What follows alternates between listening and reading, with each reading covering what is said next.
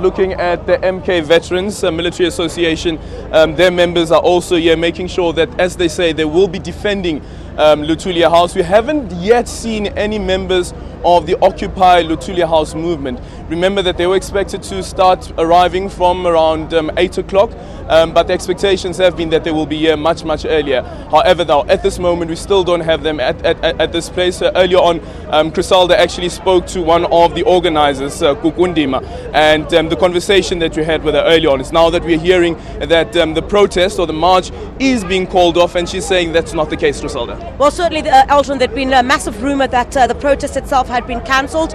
We managed to get hold of one of the organisers, Kukundima, who now indicates that they will not be expecting the numbers that they'd hoped. Remember, they'd called on the public to also participate in this action, but they're saying now that they're asking the public to stay away.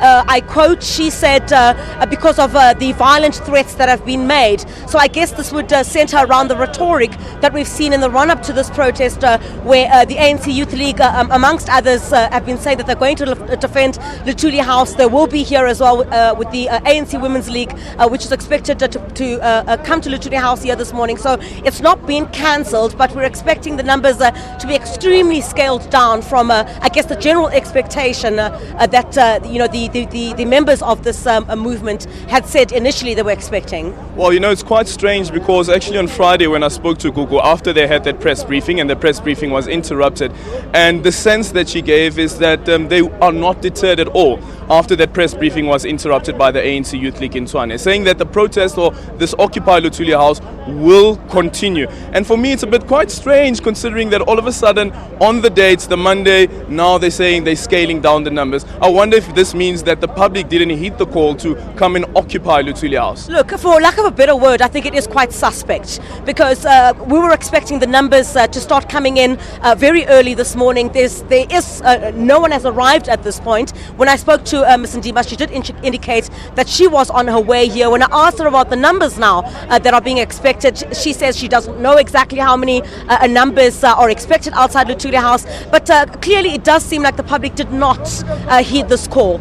We would have been expecting the numbers at this point, Aldrin, but that certainly doesn't seem to be the case. So I think the numbers that we were expecting to see here, and perhaps, judging from perhaps those ANC members who are not participating in this action, what talks may have been throughout the course of this weekend, perhaps a call for many to stay away, for ANC members not to participate in the so-called anti-President Jacob Zuma campaign, and anti all the other issues that they've raised, the Fees Commission, which they're calling for it to be disbanded, and the whole NEC itself, to resign. So certainly the call does not seem to have been heeded, both on the part of the public and some of these, ANC members which were expected to be here. Okay, I see we have the ANC spokesperson here, Kusela. I don't know if you'd be willing to come and have a quick chat with us. This is the ANC spokesperson, Kusela Sangwen. Kusela, good morning. Preparations from the ANC side with regards to Occupy Luthuli House. On Friday I spoke to Zizikoto, who indicated that no one will be allowed in the building. None of these participators or demonstrators will be allowed inside Luthuli House. Yes, of course, Aldrin. I think maybe let me start off by saying that our call today as the ANC is for everybody who is coming here, whether it's the protesters, it's the defenders, that they must exercise maximum discipline and maximum restraint. As the ANC, while we may not necessarily support the manner in which they've gone about this protest, we will always protect their right to protest. And on that basis, we will receive any demands that they wish to put forward to the leadership, and these will be processed in the same way any other issues coming from structures from the community will be. So as far as the ANC is concerned today, we have obviously been concerned by the call that they are occupying Luthuli House, which in our view is a bit different from just a peaceful protest march.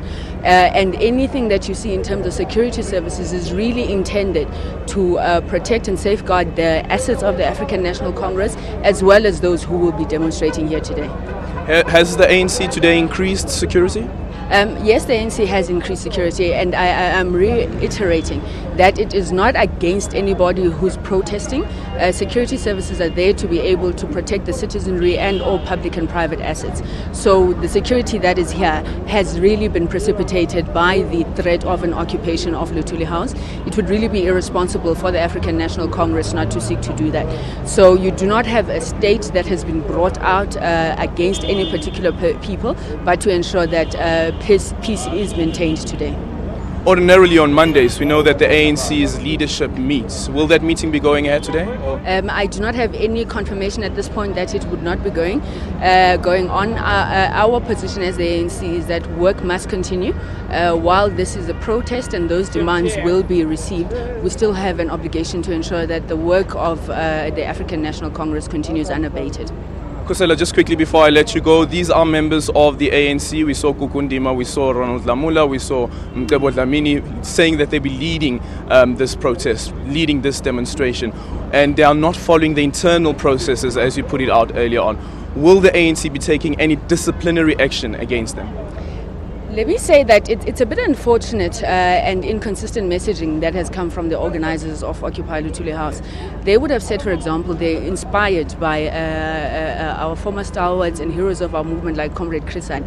Now, those were comrades who knew that whatever challenge the ANC was facing, our best form of defense and dealing with those issues would be through negotiations, sitting around a table, and using the internal structures of the African National Congress to do that. However, the ANC at this point maintains that protests, we receive protests on a regular basis at Luthuli House. This one is no different. And really, if the protesters as well as the defenders ensure that there's maximum discipline, there's maximum restraint against any provocation, I'm sure it will not be necessary for any disciplinary action to be taken. Okay then, perfect. Thank you so much. That is Khosela, the spokesperson of the ANC, indicating all the preparations that the ANC has put in place ahead of today's expected demonstration. And as Griselda indicated earlier on, she had a discussion with Kukundima, who is part of the organizers of hashtag Occupy Luthuli House, who's indicated that they've scaled down the numbers, so not the thousands and thousands that were expected. So it would of course seem as though that the public has not heed that call to come and occupy Luthuli House. But at the moment, as you can see, police officers out in the numbers, as well as the MK Veterans Association members also saying that they will be defending Luthuli House. We're expecting, of course, ANC Youth League members as well as those from the ANC Women's League to still be coming through to Luthuli House. It's back to you in studio. Aldrin, before I let you go, I just want to elaborate a little bit more on how you, when you opened up the crossing, you were talking about the fact that there were rumors, or Griselda was talking about the fact that there were rumors that in fact this entire march has been called off. It's all over social media. I mean, that's what people are talking about right now, especially within within the SABC, quoting some of the members of the movement saying that they've called off this particular march due to the safety concerns. They're very worried that this may result in bloodshed, and they do not want to put anybody in danger's way. This is what I'm reading. You're obviously there. Can you perhaps get some confirmation from us as to whether this is going to be taking place or not?